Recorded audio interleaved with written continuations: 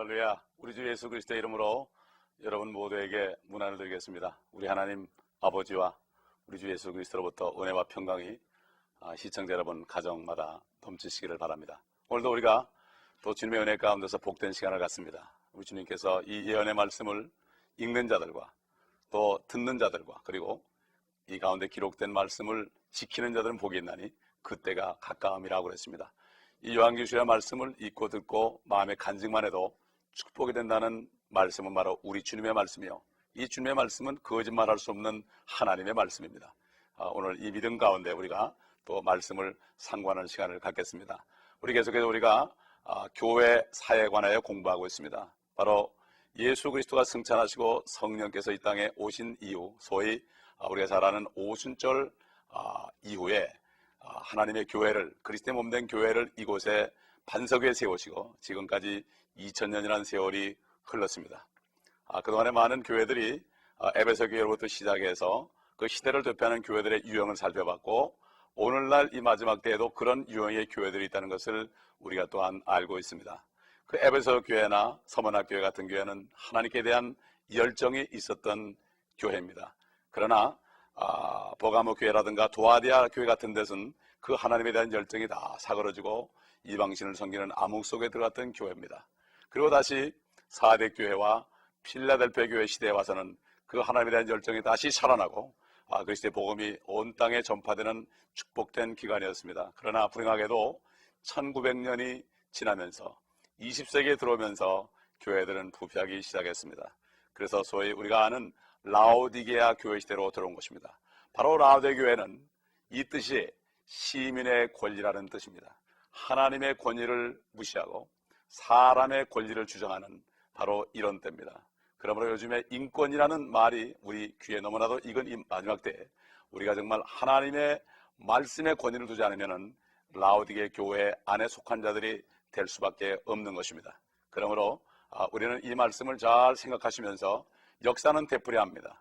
역사는 되풀이합니다. 옛날에 에베소 교회, 스무나 교회가 열정이 있다가 다시 도아델 교회와 버가모 교회에서 다시 사라지고, 사대 교회와 필라델피아에서 일어나고 다시 라오디게아 교회에 다시 사그러져서 참 미지근한 교회가 된 것처럼 역사는 되풀이합니다.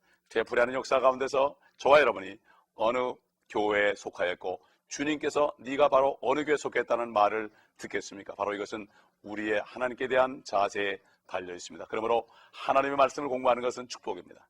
우리가 잘못된 것을 본받지 않고 정말 잘했던 우리 옛날 선조들의 믿음을 본받아서 주님 오시기 직전 이제 마지막 교회 형태인 라오디게아 교회 시대에 살면서 우리가 정신을 바짝 차리고 주님의 은혜 안에, 처음 사랑 안에 거하면서 살아야 될 것입니다. 우리가 하나님의 말씀을 한 절 한 절 우리가 상고하면서 주님의 살을 먹는다는, 생명을 먹는다는 그런 마음을 가지고 이 시간 한번 말씀을 상고하겠습니다. 우리 다 같이 본문을 읽도록 하겠습니다. 요한계시록 3장 14절입니다. 라오디게아인들의 교회의 천사에게 편지하라. 아멘이시요 신실하신 증인이시며 하나님의 창조를 시작하신 분이 이 일들을 말씀하시느니라. 사람의 권리를 주장하는 그러한 교회를 향해서 하나님께서 말씀하십니다. 이 말씀은 바로 하나님의 창조를 시작하는 분이다. 하나님의 창조를 시작하는 분이다. 우리가 창세기 1장 1절을 보면은 하나님께서 천지를, 하늘과 땅을 창조하시니라 이렇게 나옵니다. 그럼 그 창조자가 누군가? 우리 하나님께서는 우리가 우리의 형상을 따라, 우리의 모습을 따라 사람을 만들자. 분명히 한 분 하나님인데 우리라고 그랬습니다. 아버지 하나님, 또 말씀이신 성자 하나님, 그리고 성령 하나님 세 분께서 합동을 해서 우리 사람을 만들었다고 성경은 증거하고 있습니다. 우리 한번 사도 바울을 통해서 증거한 골로새서 1장을 한번 보겠습니다. 골로새서 1장 15절로 16절 보게 되면 누가 과연 창조자인가 한 것을 우리가 알 수가 있습니다. 그는 보이지 않는 하나님의 형상이시며 모든 피조물의 첫 태생이시니 이는 만물이 그에 의하여 창조되되 하늘에 있는 것들과 땅에 있는 것들과 보이는 것들과 보이지 않는 것들과 보좌들이나 주권자들이나 정사들이나 권세들이나 만물이 그에 의하여 또 그를 위하여 창조되었기 때문이라. 여러분, 분명히 이것은 사도 바울이 우리 주 예수 그리스도에 관한 말씀입니다. 우리 주 예수 그리스도가 바로 창조자가 되었다. 참 이렇게 하나님의 놀라우신 삼일체 하나님의 역사가 나타나고 바로 예수 그리스도를 위하여 예수 그리스도께서 천지를 창조하셨다고 말씀합니다. 이 말씀 앞에 여호와의 증인들은 그 말씀 앞에 꿇어 엎드리고 회개하지 않으면 그들은 불행하게도 지옥으로 갈 수밖에 없습니다. 왜냐하면 그들은 예수 그리스도를 창조자라고 인정하지 않고 창조물이라고 하고 피조물이라고 얘기하니 이 하나님의 말씀, 왜 그렇습니까? 하나님의 말씀이 바뀌어서 그렇습니다. 그들의 성경에 이렇게 안 돼 있기 때문입니다. 그러므로 하나님의 말씀이 얼마나 중요하다는 것을 우리가 깨달을 수가 있습니다. 우리 계속해서 3장 15절 말씀을 보도록 하겠습니다. 내가 네 행위를 아노니 네가 차지도 아니하고 덮지도 아니하도다.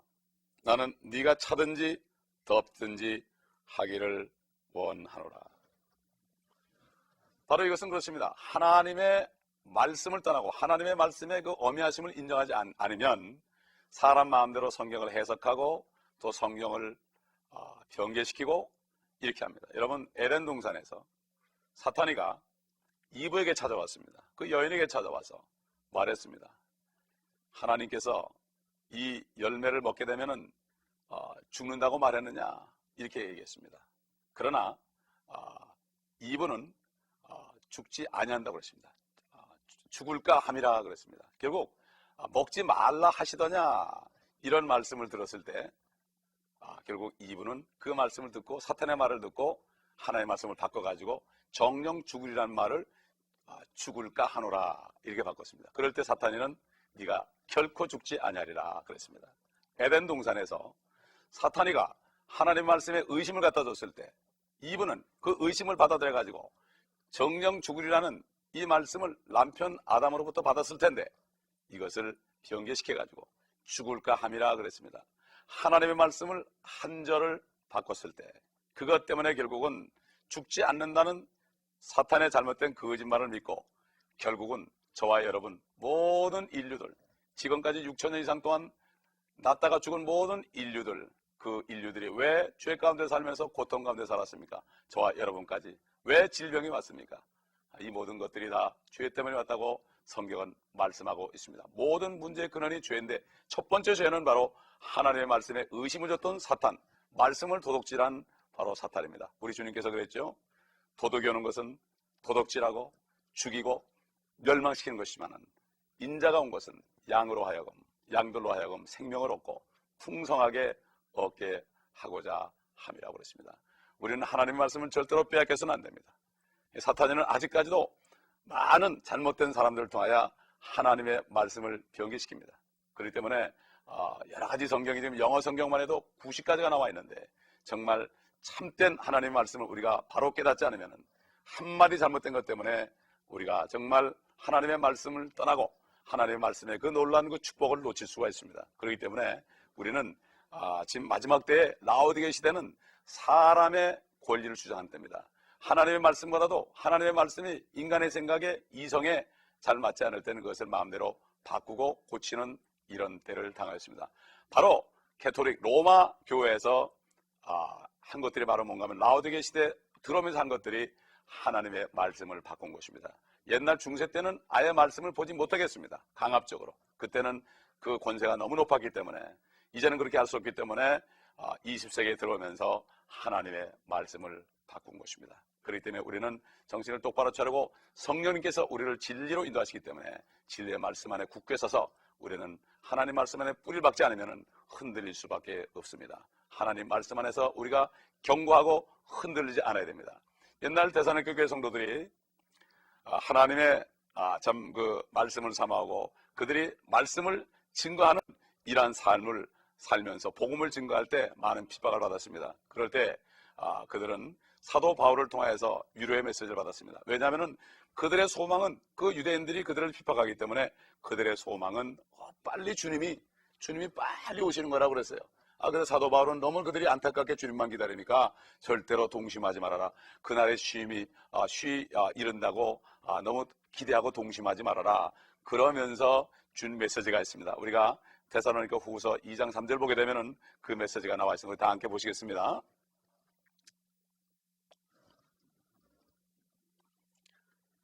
아무도 어떤 모양으로든지 너희를 미혹하지 못하게 하라. 이는 먼저 배교하는 일이 이르지 않고 또 죄의 사람 곧 멸망의 아들이 나타나지 않고서는 그날이 오지 아니하리라. 이게 무엇입니까? 배교가 무엇입니까? 배도가 무엇입니까? 하나님의 말씀을 떠나는 것입니다. 하나님의 말씀이 없어도 얼마든지 설교할 수 있고 하나님의 말씀이 없어도 잘 살 수 있습니다. 지금 미국 분들에게 복음을 전해봅니다. 예수 그리스도를 믿고 구원받으십시오. 그렇게 얘기하면 그들이 많은 사람들이 뭐라고 대답하는가 하면은 나는 예수님이 없어도 사는데 지장이 없습니다. 내가 예수가 없어도 건강하죠. 내가 예수님이 없어도 물질이 많죠. 자녀들 잘 되죠. 난 아무 걱정 없습니다. 은퇴연금도 많이 있습니다. 그러나 그들은 주님이 오실 때 어떤 일이 일어나는지 알지 못합니다. 모든 무릎이 예수 그리스도를 주라 시인할 때가 온다 그랬습니다. 바로 지금은 내가 먹고 살기 편하다고 해서 이 미국 땅에서 편하게 살고 있을지 몰라도 주님이 오시면 그가 왕이 되기를 원치 않는 사람들은 다 심판한다고 그랬습니다. 그렇기 때문에 누구든지 지금 예수 그리스도를 주라 시인하지 않으면, 그분이 바로 하나님이라고 시인하지 않으면, 그리스도라고 시인하지 않으면 나중에 주님이 심판주로 오실 때 할 수 없이 천국이 아닌 다른 반대편에서 무릎을 꿇고 예수 그리스도를 주님 주님 할 때가 올 것입니다. 그렇기 때문에 지금 가장 축복된 삶은 그 예수 그리스도를 믿음으로 말미암아 모든 죄를 다 용서받고 지금부터 바로 성령 안에 거함으로 의와 평강과 기쁨, 희락 속에서 사는 이것만이 축복입니다.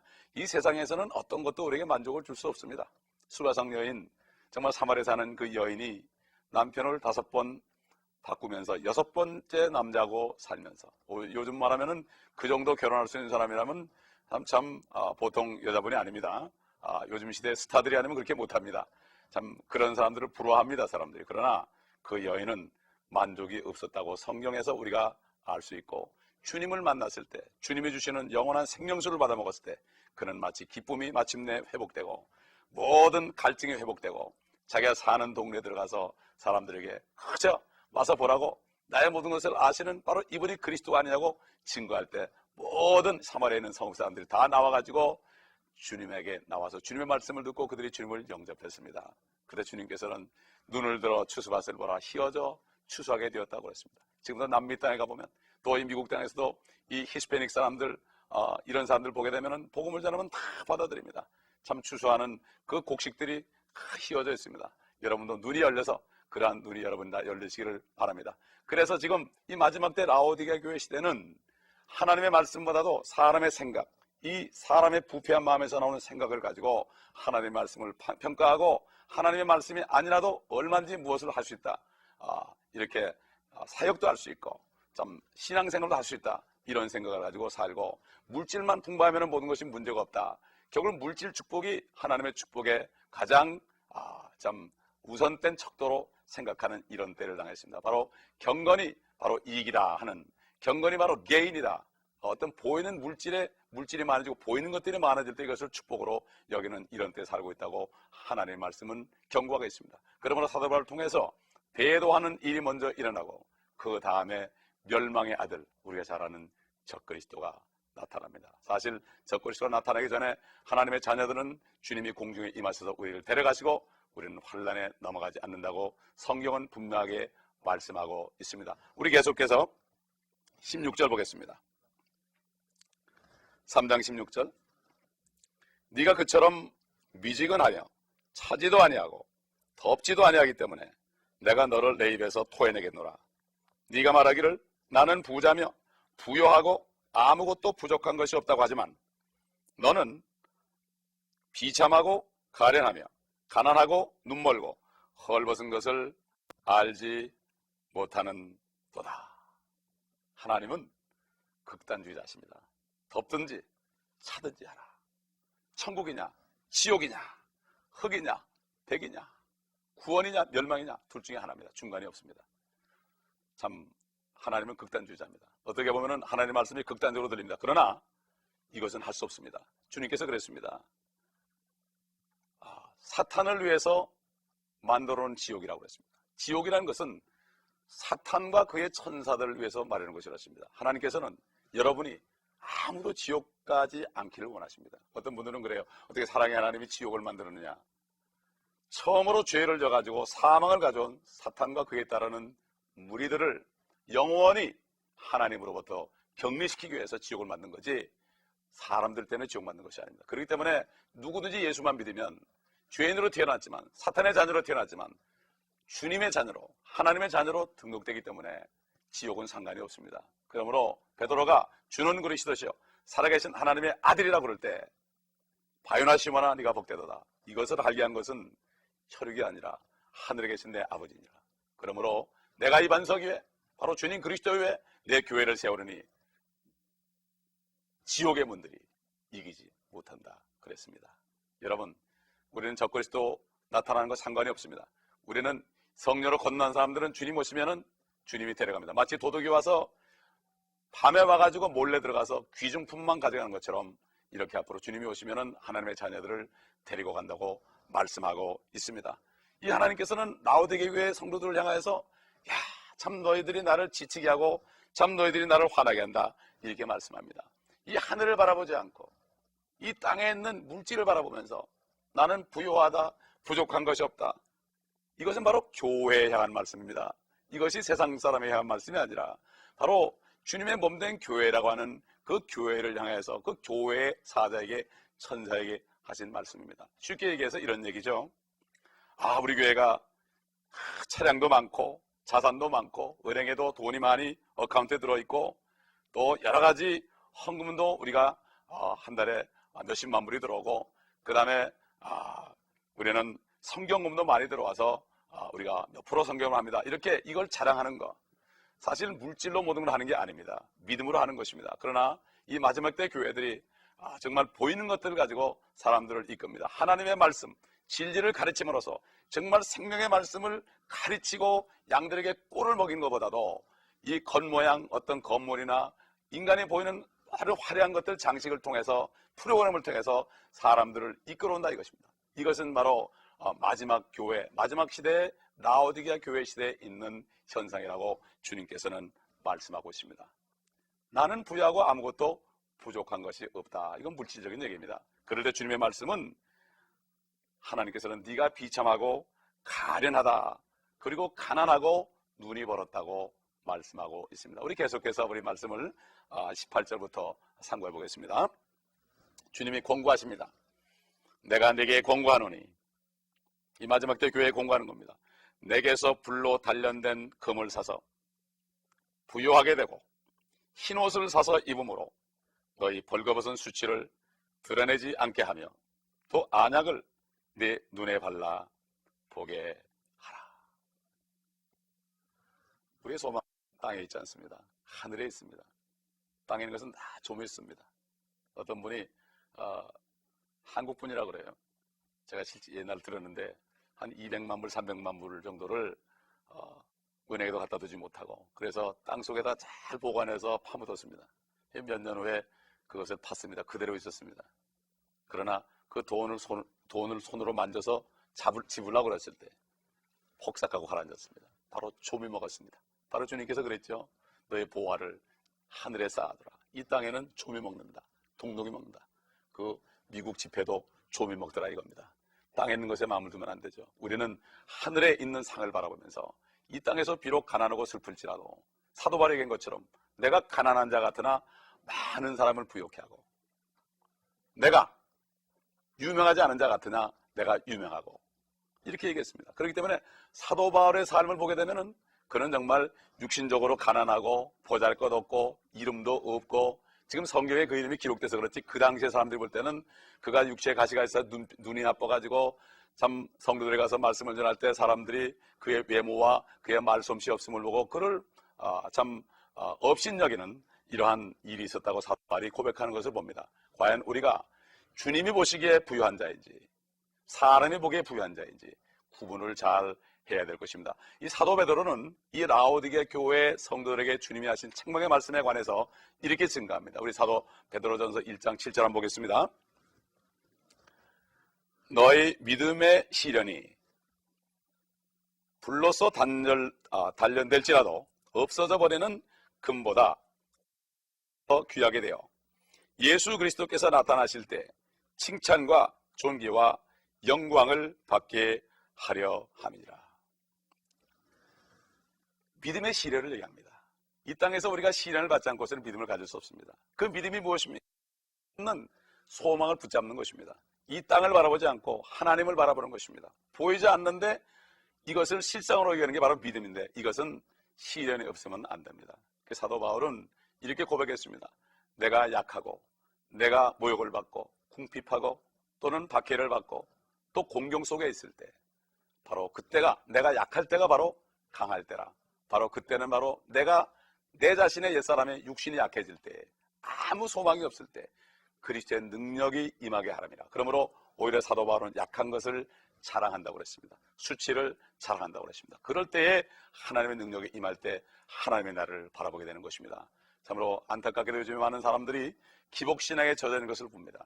정말 하늘에 있는 그 소망을 바라보지 않고 당장 이 땅에 주는 것을 찾기 위해서 참 육신권이라는 것을 육신적인 얻는 것 바로 육신적인 이익을 취하는 이러한 일을 많이 보고 그게 안 될 때는 교회를 떠나고 낙심하는 것을 많이 봅니다. 그러나 시련을 받을 때 우리가 믿음이 생겨서 금보다도 물질보다도 더 부유한 금을 사서 믿음을 살 때 우리는 흔들리지 않게 되는 것입니다. 바로 믿는 자는 세상을 이긴다고 했습니다. 사탄의 모든 괴계를 이긴다고 그랬습니다. 주님께서는 마지막으로 겟세마네 동산 기도하기 전에 요한복음 16장 마지막 절 이렇게 말씀했죠. 너희가 세상에서 환난을 당할 것이지만 기운을 내라. 내가 세상을 이겼노라.